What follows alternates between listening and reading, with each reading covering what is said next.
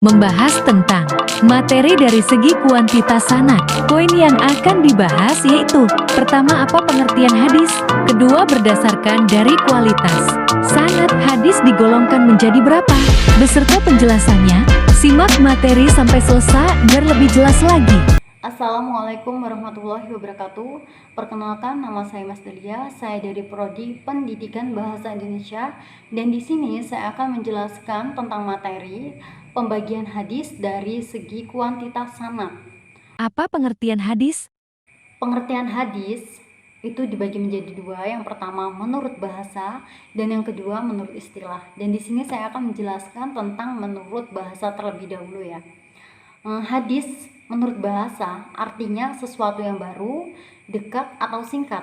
Sedangkan menurut istilah, hadis adalah hal-hal yang datang dari Rasulullah SAW, baik berupa ucapan, perbuatan, maupun pengakuan.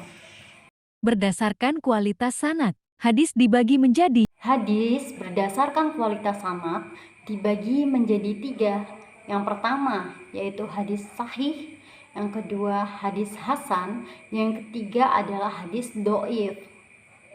pengertian hadis syahih dan contohnya.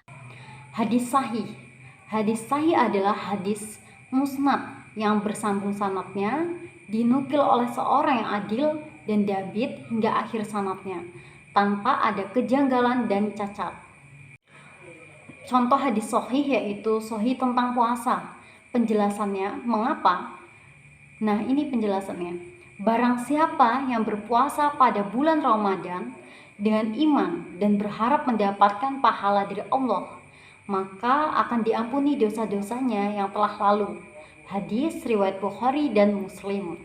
Hadis di atas merupakan salah satu hadis sahih yang menjelaskan tentang keutamaan puasa bulan Ramadan. Implikasinya adalah bahwa puasa bulan Ramadan sangat dianjurkan dan memberikan banyak keutamaan bagi umat muslim. Selain itu, hadis ini juga menunjukkan bahwasannya Allah Subhanahu wa Ta'ala sangat murah hati dalam memberikan ampunan kepada hambanya yang berpuasa dengan iman dan harapan mendapatkan pahala. Pengertian hadis hasan dan contohnya. Kedua, yaitu hadis hasan. Kata hasan berasal dari kata al-husnu yang berarti kecantikan, keindahan.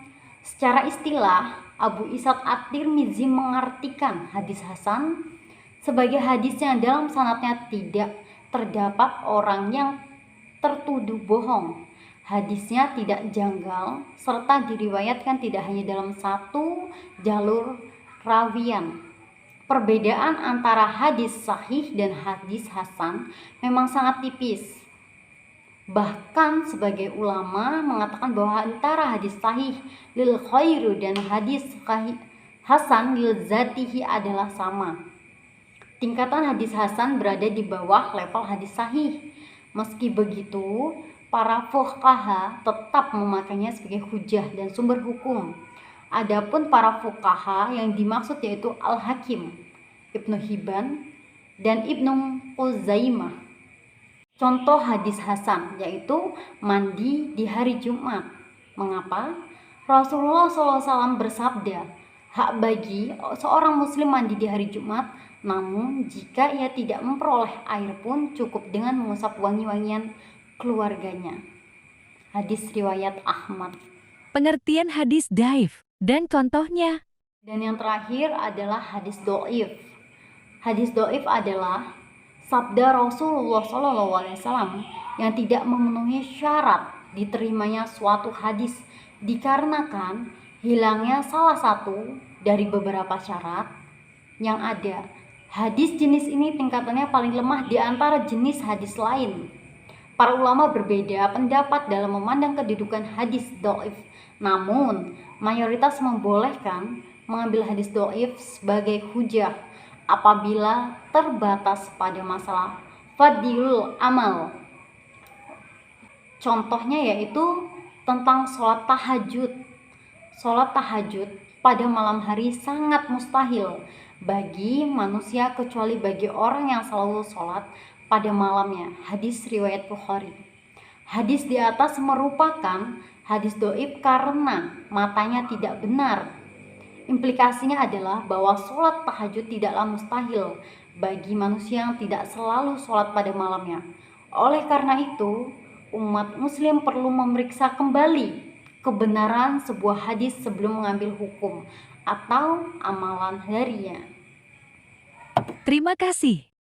Semoga bermanfaat. Sekian presentasi dari saya, yaitu tentang materi pembagian hadis dari segi kuantitas sanad. Kurang dan lebihnya saya mohon maaf. Saya akhiri. Wabillahi taufik wal hidayah. Wassalamualaikum warahmatullahi wabarakatuh.